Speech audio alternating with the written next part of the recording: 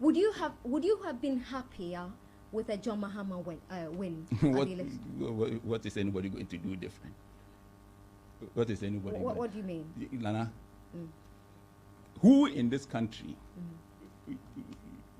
The only reason I was going to be happy if John Mahama had won the election is to show governments that Ghanaians have gotten to a stage where they can kick you out after one term if you're not fighting corruption.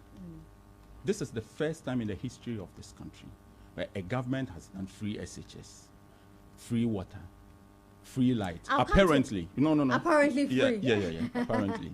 Free light. NAPCO. Ministry of Gender and Social Protection was calling people and saying to them that take money. Akufo-Addo wants us to give you money. Yeah, I'll come to the promises very soon. Yeah. And I'm saying that this is the first time that all of these happened prior to an election. However, the government struggled to win. Okay. Do you know why?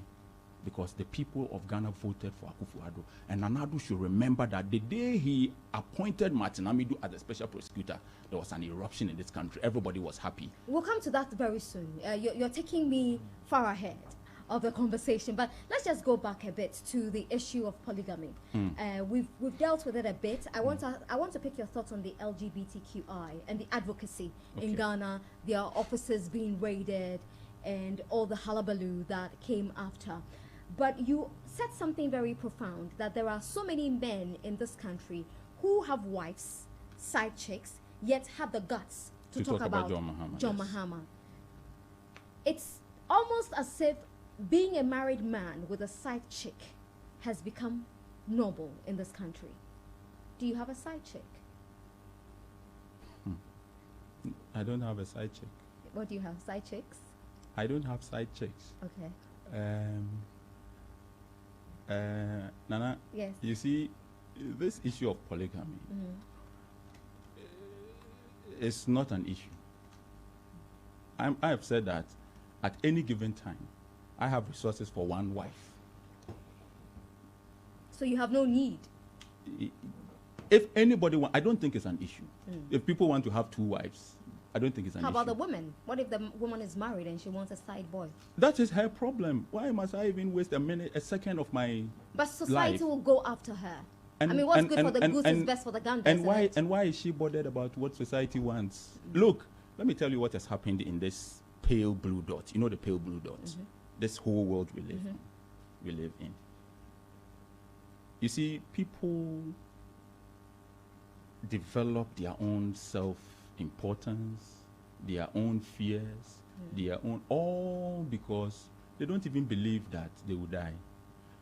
Why are you stressing yourself about what society wants to say? Just ensure that you are not a deviant. I'm a bit of a problem. Okay. But if you are a woman and you decide that you don't want to marry, look, normal does not work.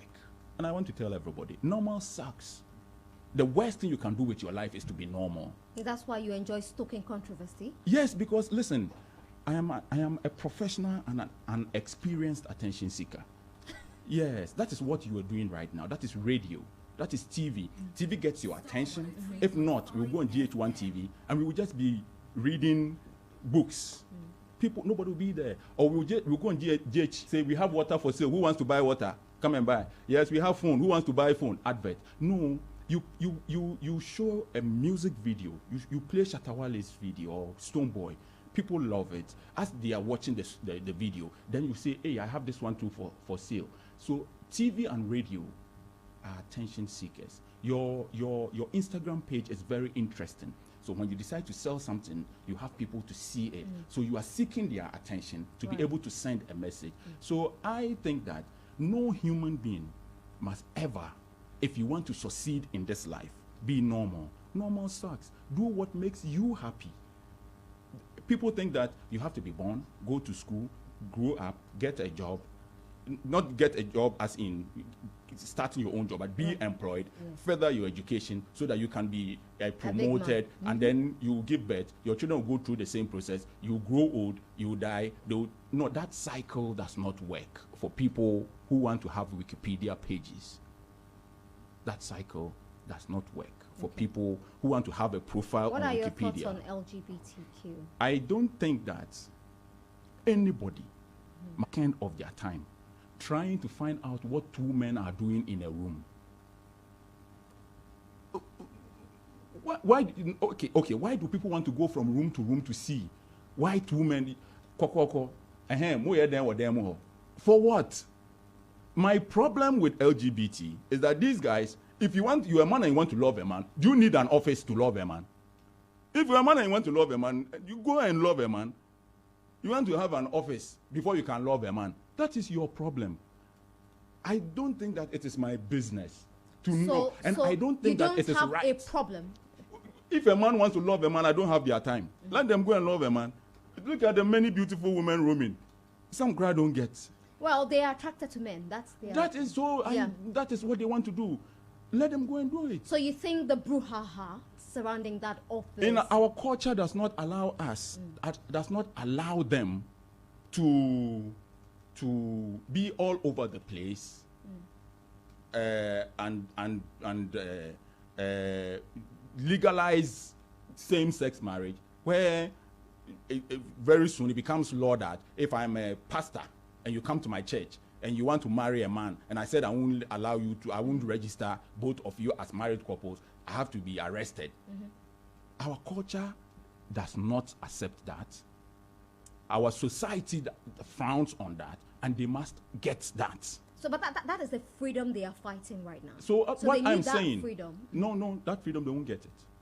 Trust me, it would take a long time, and what I am saying is that for me to go from house to house, and it is becoming very common that you find police, hey, two men live in this house, we think they are gay, and police going to attack them or going to arrest them. What is the charge? The charge is that two men were in a house. How can you prosecute this case in courts? But we are not ready as a country to legalize same-sex marriage. I am not sure that this country, anytime soon, will legalize same-sex marriage. Our democracy, our constitution, when you read chapter 6, the directive principles of state policy, when you read chapter 6, I think 35 or 37, states clearly that people must be allowed to come together, to form their own associations, to fight for their interests, to promote their interests. However, when we talk about forming associations to form an interest, it must also be legal. So it is the laws of the country that will make it very clear that forming an association that is advocating for this LGBT, is it legal or not? That is left with the police. If you ask me, so if two men want to be in a room, two women as well. Two women, they don't cry. What's wrong with their own? You prefer this? You prefer two women? I beg. So what you said, their own cry. So I don't understand it. That's what I'm saying. You don't what's the difficulty in understanding? I don't know. As for the men there, but one has this thing and the other one. You see, so about the two. I don't see. You see? I don't see what you want to see. You see? Well, as for the women, I don't even know. But it's fine. You understand? It's fine. I don't know what two women are doing, but it's fine. With two men there, at least, my understanding of it's. You see, with two men at least can be you understand? You understand?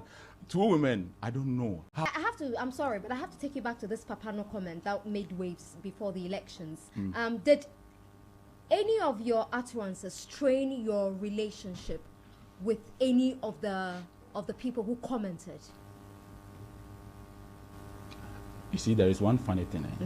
There's so many people who don't talk to me, but me, I don't know that they don't talk to me. Did it strain your relationship with Kojo Nkrumah? We have not met ever since, but I can tell you this. But were you friends? Are you friends? Yes. How close is that relationship? You see, politicians, they don't respect. Did Kojo disrespect you? They don't respect, and they are very ungrateful. And anybody who is listening, me, I don't mince words. And I'll tell Kojo Nkrumah when I meet him in his face, I'll tell him that what did he do? When Kojo Nkrumah was campaigning to be MP, me, I left Accra, got in a car, went all the way to Ofansia Yiribi, his constituency, to go and campaign, help him campaign. I didn't take it not because he was going to pay me. It was because I wanted him to be MP.